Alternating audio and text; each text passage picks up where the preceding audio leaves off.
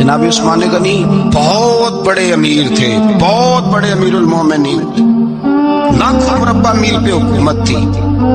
چند سو آدمیوں نے آ کے گھیر لیا عثمان غنی کے گھر، اور کربلا میں تو 3 دن پانی بند رہا ہے، حضرت عثمان غنی پہ 40 دن پانی بند رہا، 40 دن۔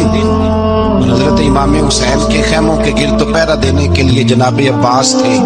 اور میں تاریخ کے سارے معتبر حوالے عرض کر سکتا ہوں کہ جب حضرت عثمان غنی کو خطرہ ہوا تو مولا علی شیر خدا نے امام حسن اور حسین کو تلواریں پکڑائیں اور فرمایا دروازے کے آگے کھڑے ہو جاؤ، کوئی بدبخت تمہارے خالو عثمان غنی کے دروازے تک جانے نہ پائے۔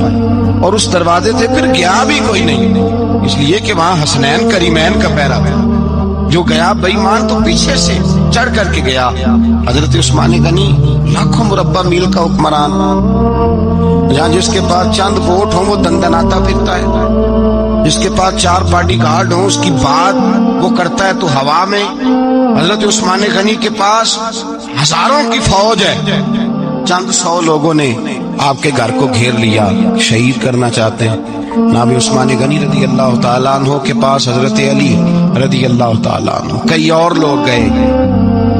کہا عثمان 3 باتیں ہیں، یا تو ہمیں اجازت دو، یا تو تم تھوڑی دیر کے لیے خلافت چھوڑ دو، حکومت چھوڑ دو، چند دنوں کے لیے کسی اور کو امیر بناؤ۔ جناب عثمان کہنے لگے مجھے تو حکومتوں سے دلچسپی نہیں، لیکن میں چھوڑ نہیں سکتا، اس لیے کہ میرے مصطفیٰ کریم علیہ السلام نے مجھے فرمایا تھا عثمان اللہ تجھے قمیض پہنائے گا، لوگ اتارنا چاہیں گے پر تم اتارنا نہ۔ فرمایا میں سمجھ گیا ہوں، اس سے مراد یہی ہے، میں نہیں چھوڑتا۔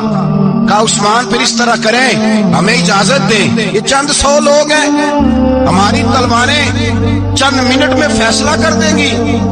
جناب عثمان غنی فرمانے لگے میں نبی پاک کا شہر اپنی وجہ سے خون میں رنگ دوں، میری وجہ سے؟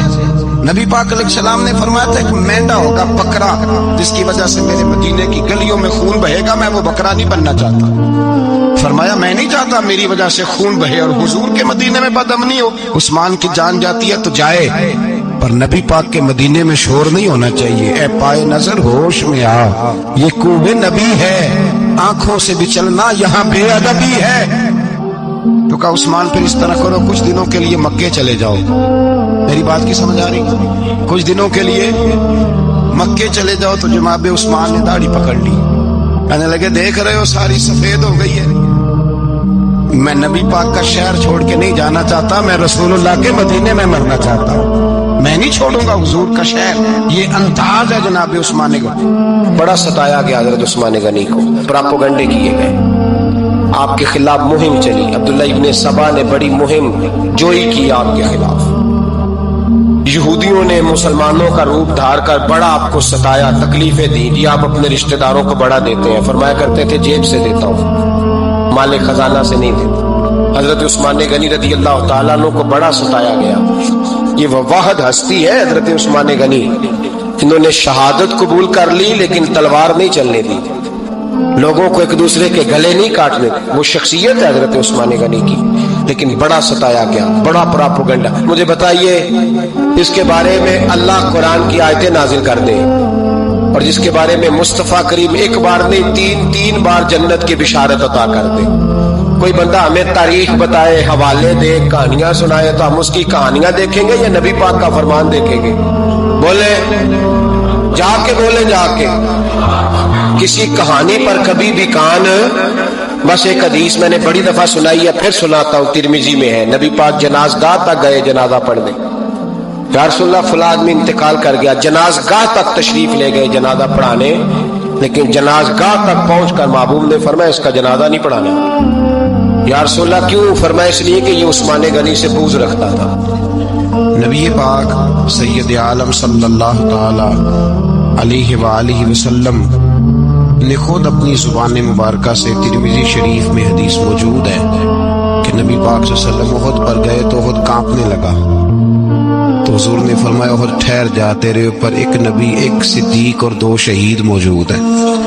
تو وہ 2 شہید کون تھے؟ ایک حضرت عمر فاروق، ایک حضرت عثمان غنی رضی اللہ تعالی، خود حضور نے فرمایا۔ حضرت عثمان غنی کی جو نانی ہے نا، یہ نبی پاک کی سگی پھوپھی ہے.